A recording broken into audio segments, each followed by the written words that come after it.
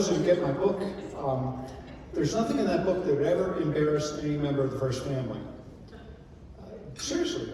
And you're going to learn that the book doesn't necessarily have a happy ending.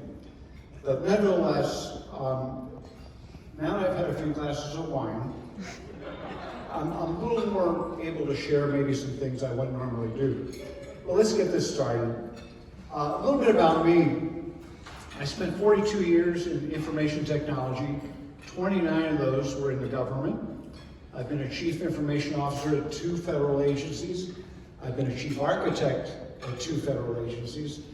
And earlier on, I did some software development. But the job that's the most interesting is how I started my federal career in the White House.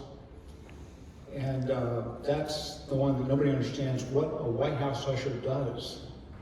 So the usher's office is the mansion office for the White House executive residence, the 132-room mansion, and the 18 acres of grounds.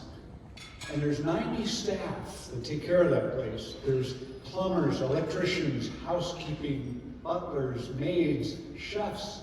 There's a calligraphy office, there's a curator's office, there's a business office, a grounds office. I mean, it's just an amazing operation. With the privacy of the First Family being paramount, there's been very little written or published about the resident staff. The resident staff serve at the pleasure of the president. I think they call it Schedule A, which means basically we could be fired by the president, although that's never happened, but we serve at the pleasure. So the primary role of an usher is to make the White House feel like a home to the First Family. Not a museum, although I will say during President Kennedy, Mrs. Kennedy had the White House turned into an accredited museum, 1961, and not to make it feel like an office. So this is a great picture taken in 1987, pre-drone. National Geographic came out and they had a remote control hot air balloon, a small one, that flew over the White House and took these great pictures. And I was working with the guy as well as the White House photo office. Now, if you look at the picture, I've highlighted a couple of things. Over on the right is the West Wing. The arrow is pointing to the roof of the Oval Office. And the other arrow is pointing to the window of the usher's office. So, by a show of hands, who's been to the White House in this room? A lot of you. Well, if you were there for an event or a tour, as you're leaving the White House, you're on the ground, on the state floor of the White House, you're heading towards the North Portico. If you look to your immediate left, you'll see 2 mahogany doors with mirrored windows. That's the usher's office. It's been there since 1792, or the first floor plans of the White House in 1792 had it in there. And by the way, it's the last office serving the president that's still located in the residence of the White House. The West Wing was built in 1902. All the offices moved there, and then in 1941, they built the East Wing and moved more offices. But the usher's office has always remained in the residence. When you open that door, this is what you see. And I'm at the desk there. That was a long time ago, 1988. That was the Reagan White House. The gentleman standing to my left, or to the left, is Woodward Willoughby. He was a doorman. His job was running the president's elevator. Now, the ushers have to be always aware of current events. You never know when the president's going to ask you a question. You have to be ready. So if you look at the yellow arrow, I'm pointing to the TV, and on that TV is the Baltimore Orioles baseball game. And it's happened. The president asked me to score. And I was ready. Mom and Dad. Not really. Okay, this was 1987. The Reagans invited me upstairs for a photo before Christmas. Very nice. The cool thing about the usher's office, you dress in business attire, and when you attend events, you mix and mingle as you were a guest.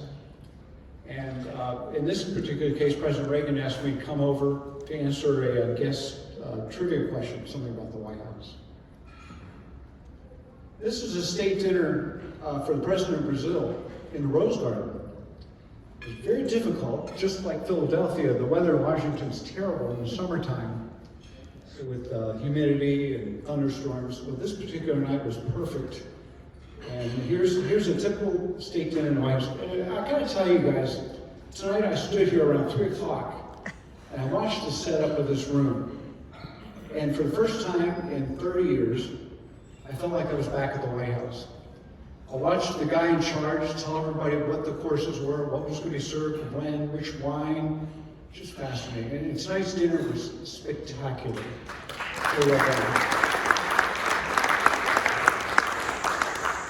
As Jeff said, I worked 40 of these events. Never got to eat at one of them, so tonight was very special. Here's a picture. I'm actually standing with the chief usher, Gary Walters. We're outside, and this is a South Grounds dinner, a large tent. Normally, state dinners are like 126 people, 13 round tables. Well, this one was for 250. I can't remember the exact event, but it was on the South Grounds of the White House. This is a Reagan state dinner. You'll notice the Reagan china, the first complete set of china the White House had had in over 100 years. Nancy Reagan took a lot of critique for this, but we use the china endlessly, it's still used today. I have a yellow arrow, it's really hard to see, but this is the Reagan White House, and the yellow arrow is pointing to a shot glass on a dining table full of cigarettes. So at the end of dinner, you're expected to light up. I circled in yellow here the gold tray holding the matches.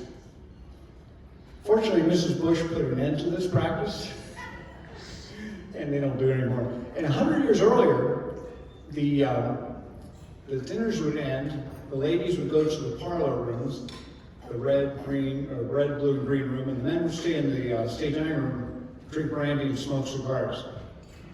So things have evolved slightly.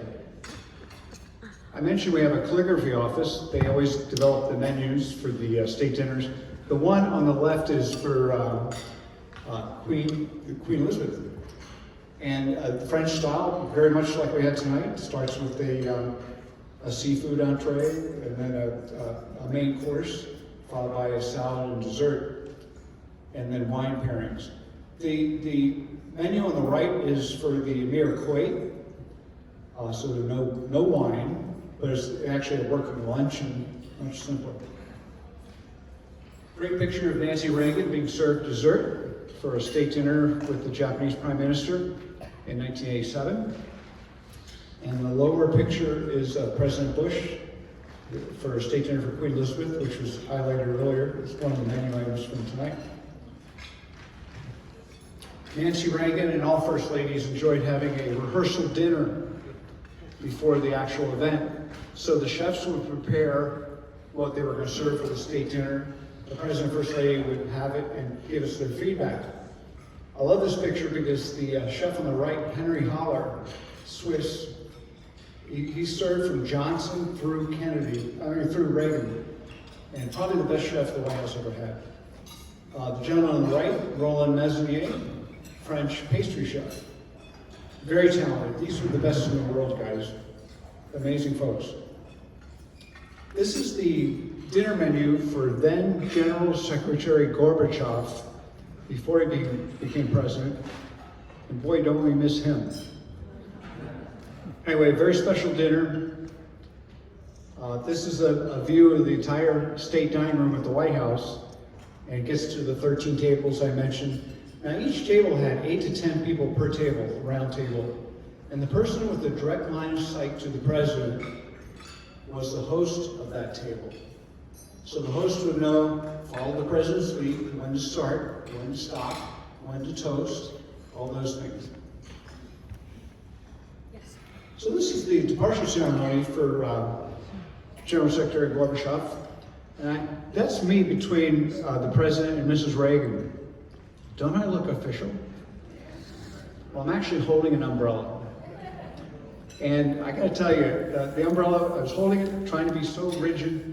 The president reaches into his vest pocket, pulls out his note card that he's gonna read. He's handwritten it in fountain pen. The water's dripping off my umbrella onto his note card, running the words together.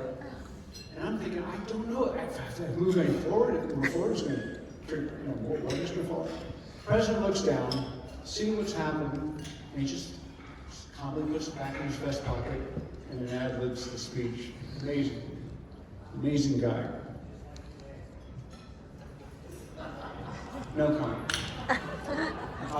And in this country, every 4 and 8 years, we have a transition. You probably recognize these folks. The Reagans are greeting the Bushes and the Quayles on the north portico of the White House. After this greeting, they go inside, they have a coffee, and then they proceed to the limousines and head to the Capitol in time for the noontime swearing for the next president. This is a private dinner held in the Bush White House upstairs in the Yellow Oval Room. We serve 64 people in this, and to get an idea, it's very formal. And we're using the Johnson china. The Johnson china was a very complete setup before the Reagan china. But I gotta tell you, as far as chinas, we used Wilson quite a bit. And actually, President Bush hosted Queen Elizabeth and Prince Charles using Lincoln china. We have enough for about, I'm no longer there. They had enough for about 18, a setting of 18 with the Lincoln china. It's pretty cool. This was President Reagan's first return to the White House, and this was for his portrait hanging on the state floor.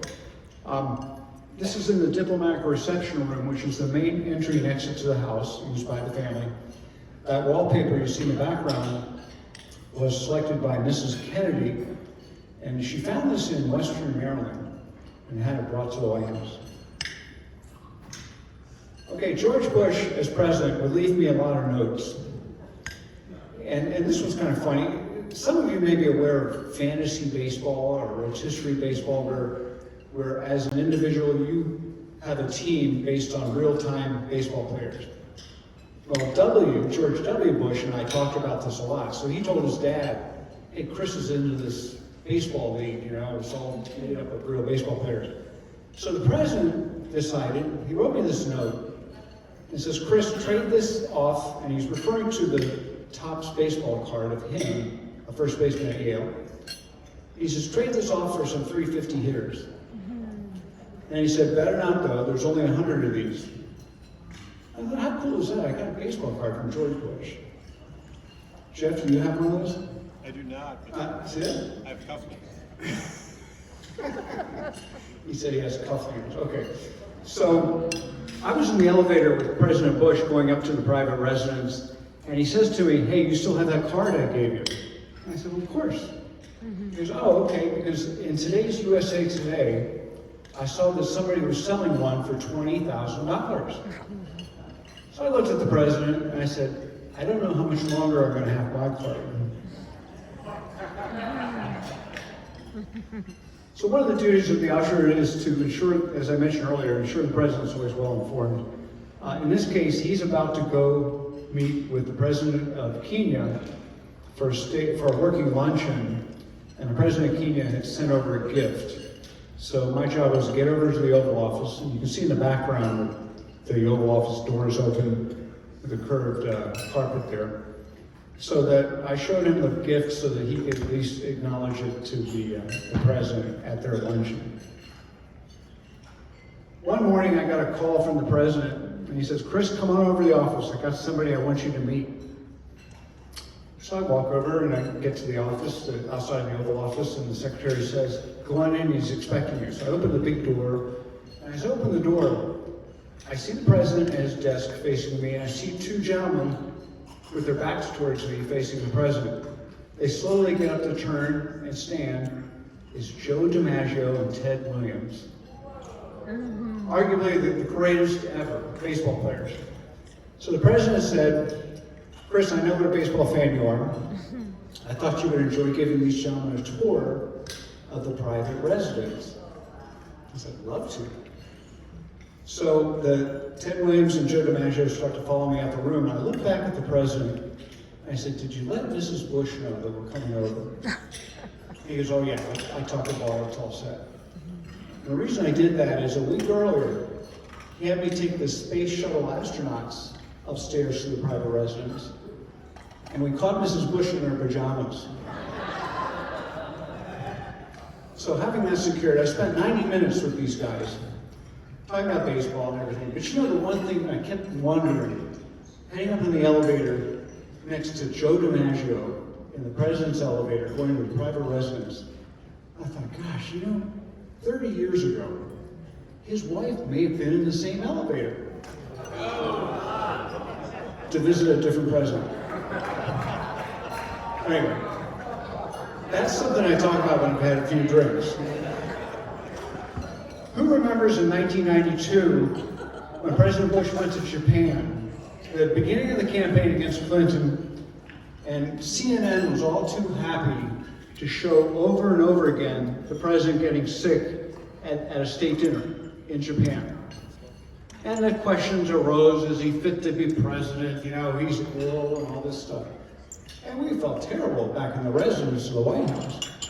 So I thought it'd be funny. I figured this could go one or two ways. I wanted the staff to greet the president wearing surgical masks. Of course, today, you guys see people wearing these all the time. But this was 1992. So it could go one or two ways. I could get fired, or you could think it was funny. Well, obviously, you can see his face. It worked out pretty well. President Bush would offer, all the presidents actually would invite me upstairs during their parties to give a history in the room. And I'm standing here in this picture next to the the Resolute desk, which every president's used. The Resolute, HMS Resolute was a ship, a British ship that was run aground on ice that we rescued, and Queen Victoria gave Rutherford Hayes a desk made from the embers of that ship. And this is also the same desk many of you remember pictures of John Kennedy in the Oval Office with John underneath the desk with the little door, the trap door opening. That's this desk. So here we are, January 20th, and a new family's coming in. This is the Clintons. The President and Mrs. Bush greeting Chelsea, Mrs. Clinton, and Bill Clinton. And Millie, you see the dog Millie, the famous dog that wrote a book, doesn't want to have anything to do with this, and she's leaving the scene. President Clinton's first primetime press conference, he picked me to do the chart, to flip the charts, much to the angst and chagrin of the Clinton staff, who thought it should be one of them that did this job. And so they were very nervous that I was going to sabotage the Clinton presidency. I remember carrying these charts up to the stage and at the beginning of the press conference, and all the Clinton staff, very young, were all seated on the floor looking at me. So I leaned over to them and I said, I'm going to put these up upside down. I didn't. This is President Bush's first return trip to the White House after he had left, and he was there for the NAFTA signing. Great picture. This is, I'm stuck in the middle here with, well, you can see, you can recognize everybody in this picture, I hope. The amazing thing about this photo, I was standing out, this is in the red room, obviously. I was standing out in the hallway, and Bill Clinton came out and said, Chris, come on in, get your picture taken with the presidents. I said, yes, sir, thank you. So I did. Reagan and Nixon were still living when this was taken. It would have been cool to have them. But hey, I was happy with this. In fact, for those of you that pick up my book, you'll see that's the cover. This has got to be the greatest party, in my experience, of the White House. Hillary's birthday is around Halloween. Her staff found a Hollywood production company in Georgetown, and they got these great costumes. So the entire staff dressed as revolutionaries, American revolutionaries. And actually Hillary is Dolly Madison in this picture. Bill is James Madison, which anybody knows James Madison was only 5'2", which was kind of funny. And I'm Paul Revere, that's me with the white wig. Minutes after that, I was dancing in the East Room next to the Clintons. This is the last picture I have of the Clintons. That's my daughter. Yeah, she's 37 now. It was interesting.